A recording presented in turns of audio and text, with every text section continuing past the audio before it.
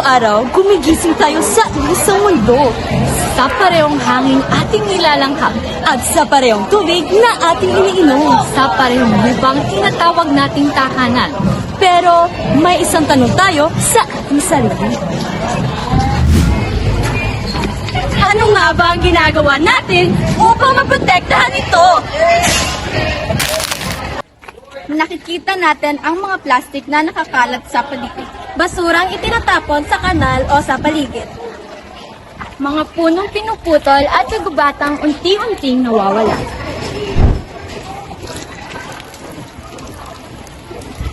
Tubig na sinasayang na para bang hindi ito nauubos.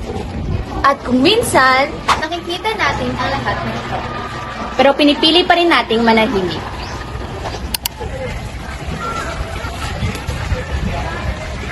Isa lang naman yan. May ibang maglilinis yan.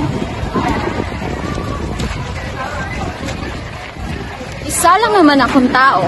Ano ba ang magagawa ko? Pero isipin ninyo, paano kung 1,000 ang mag-iisip nun? Ang isang basura ay magiging 100. At ang 100 ay magiging 1,000. Ang maliit na problema sa simula lamang Ay magiging problema ang haharapin natin. Polusyon. Nilalason nito ang ating tubig, hangin at kapaligiran. Hindi wastong pagtatapon ng basura. Nakakasira ito ng ating komunidad at kalikasan.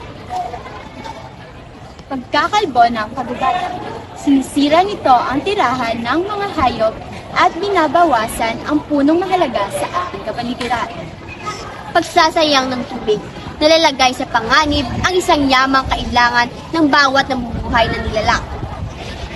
Hindi ito problema ng ibang tao lamang. Problema ito nating lahat. May mga nagsasabing, estudyante lang kami. Ano mo kaya namin gawin? Marami. Maaari nating ipaghiwa-hiwalayin ang ating mga basura. Maaari nating bawasan ang paggamit ng mga plastik na isang beses lamang ginagamit. Maaari nating tipirin ang tubig at kuryente. Maaari nating panatiling malinis ang ating paaralan at komunidad. Maaari tayong makilahok sa cleanup drive o magtanim ng mga puno. At maaari natin hikayatin ng iba sa pamamagitan ng sarili natin. Halimbawa,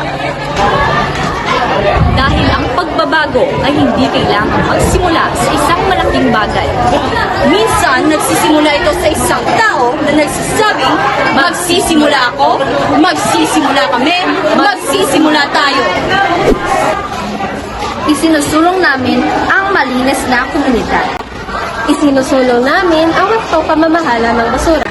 Isinusulong namin ang pangangalaga sa kagubatan at mga hayop. Isinusulong namin ang responsableng paggamit ng tubig at iba pang likas na yaman. At higit sa lahat, isinusulong namin ang pakikilahok ng mga kabataan. Ang pangangalaga sa kalikasan ay hindi dapat kaalaman. Ang ating kaalaman ay dapat maging aksyon. Mag-iisip ako bago magtapon. Babawasan ko ang aking basura. Gagamitin ko muli ang mga gamit na maaari pang gamitin.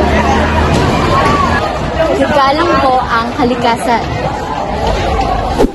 Pangangalagaan ko ang ating likas na yaman. Hihikayatin ko ang iba na gawin din ito. Hindi ako maghihintay ng ibang tao ang kumilos.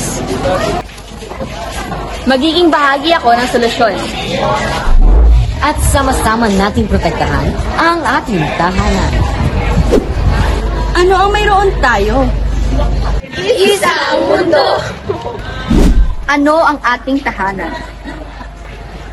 Ang daigdig!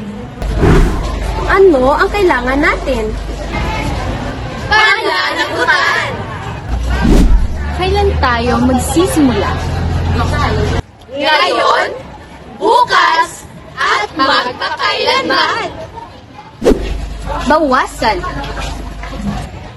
Gamitin muli! I-recycle.